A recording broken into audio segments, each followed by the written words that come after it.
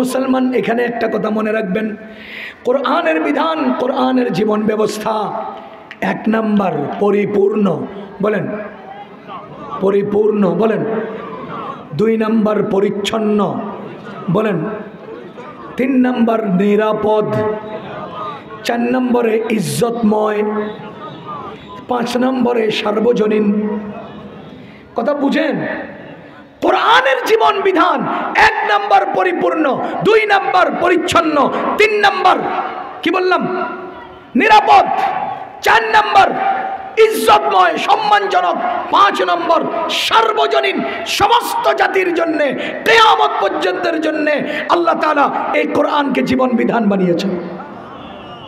অঞ্চলের পরিবর্তনে কোরআনের বিধান পরিবর্তন হয় না, সময়ের পরিবর্তনে কোরআনের বিধান পরিবর্তন হয় না, মানুষের পরিবর্তনে কোরআনের বিধান পরিবর্তন হয় না, সরকারের পরিবর্তনে কোরআনের বিধান পরিবর্তন হয় না।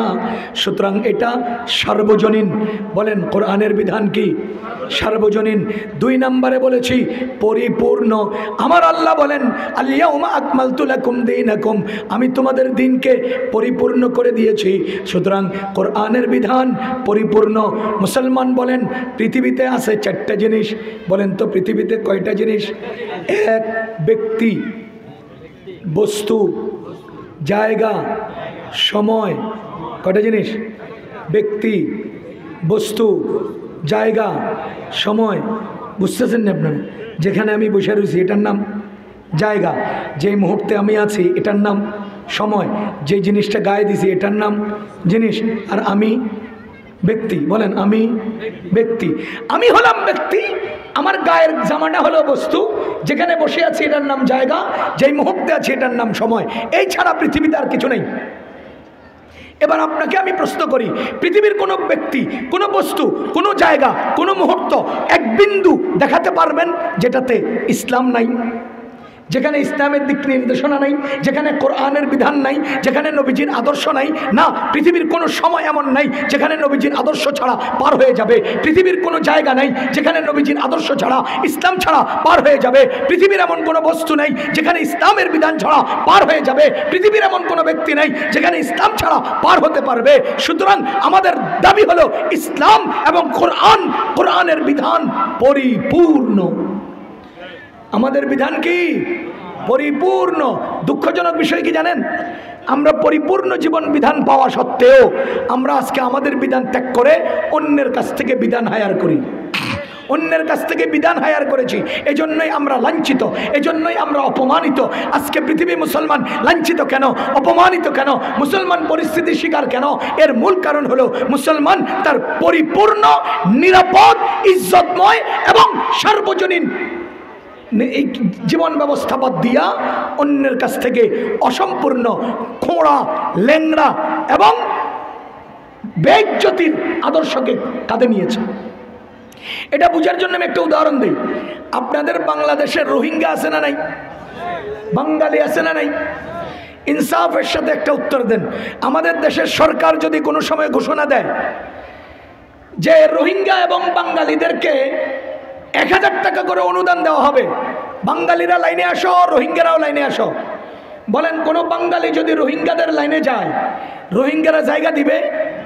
আদর করে বুকে নিবে না লেখতেইয়া উষ্টাইয়া বের করবে? এবার বলেন কোনো বাঙালির কাতারে রোহিঙ্গা আসলে আপনারা কি জায়গা দিবেন না উষ্টাইয়া বের করবেন? ও মুসলমান, রোহিঙ্গার কাতারে রোহিঙ্গার ইজ্জত, বাঙালির কাতারে বাঙালির ইজ্জত। বাঙালির কাতারে রোহিঙ্গার জায়গা নাই, রোহিঙ্গার কাতারে বাঙালির জায়গা নাই।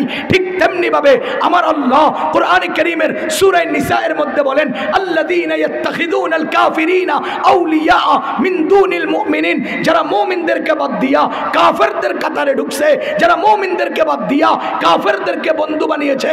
কেন? কেন? ইজ্জতের জন্য। আল্লাহ বলেন আয়াবতাগুনা ইনদাহুমুল ইজ্জা, তোমরা কি তাদের কাতারে ঢুকে ইজ্জত তালাশ করছো? ফাইনাল ইজ্জাতা লিল্লাহি জামিআ, নিশ্চয় ইজ্জতের মালিক আল্লাহ, ইজ্জতের মালিক আল্লাহ। ইজ্জত তো আল্লাহর জন্য, ইজ্জত তো রাসূলের জন্য, ইজ্জত তো মুমিনদের জন্য।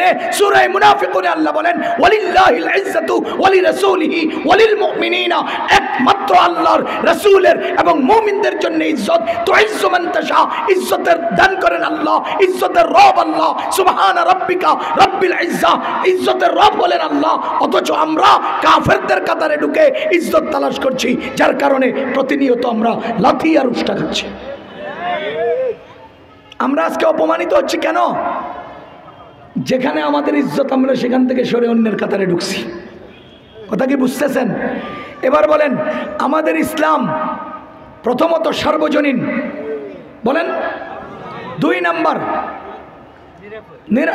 পরিপূর্ণ, বলেন 2 নাম্বার পরিপূর্ণ। 3 নাম্বার পরিচ্ছন্ন, বলেন 3 নাম্বার পরিচ্ছন্ন। আচ্ছা, আপনাদেরকে আমি একটা উদাহরণ দেই। নামাজের বাহিরে কয় ফরজ? নামাজের বাহিরে এবং ভিতরে 13 ফরজ। নামাজের বাহিরে 7 ফরজ। এই নুরানি ছাত্র বলো।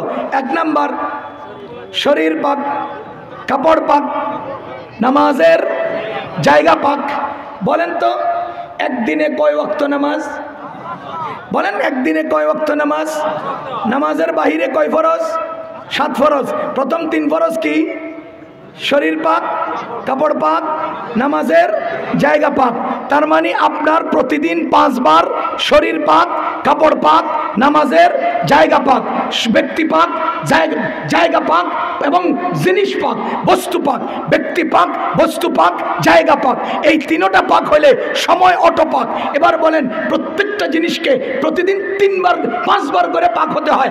এর চেয়ে পরিচ্ছন্ন জীবন, পরিচ্ছন্ন বিধান আর কি হতে পারে? আমার প্রতিদিন 5 বার আমার শরীর পাক হতে হয়, ব্যক্তি পাক হতে হয়, বস্তু পাক হতে হয়, জায়গা পাক হতে হয়। কথা বুঝতেছেন? তাহলে আপনি প্রতিদিন 5 বার পরিচ্ছন্ন জায়গায় দাঁড়াতে হয়, 5 বার পরিচ্ছন্ন বস্তু গায়ে দিতে হয়, 5 বার পরিচ্ছন্ন বডি বানাতে হয়। আরে শরীর কিসের থেকে পাক হয় জানেন? এটার বিস্তারিত বলতে গেলে তো অনেক দিক চলে যাবে। শরীর পাক হয় শরীরের নাপাকি, এটাকে বলে হুকমি নাপাকি। হুকমি মানি এটা আসলে নাপাক না, এটা হুকুমে নাপাক। বলেন আসলে নাপাক না হুকুমে নাপাক? হুকুমে নাপাক, আসলে নাপাক না। শরীর আসলে নাপাক হয় না, হুকুমে নাপাক হয়। নামাজ, তাওয়াফ, কোরআনের স্পর্শ, এসব কর্মের জন্য শরীর নাপাক হয়। শরীরের নাপাকির 2 অবস্থা। এই নাপাকির অপর নাম হলো হদস। এই নাপাকির অপর নাম কি? হদস। এই হদসকে ছোট হদস বলে যখন শরীর এমন হালতে থাকে যে হালতে ওযু ফরজ।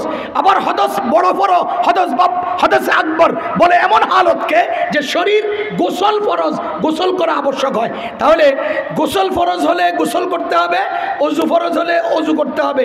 এই 2 হালতে শরীরকে পাক করতে হবে।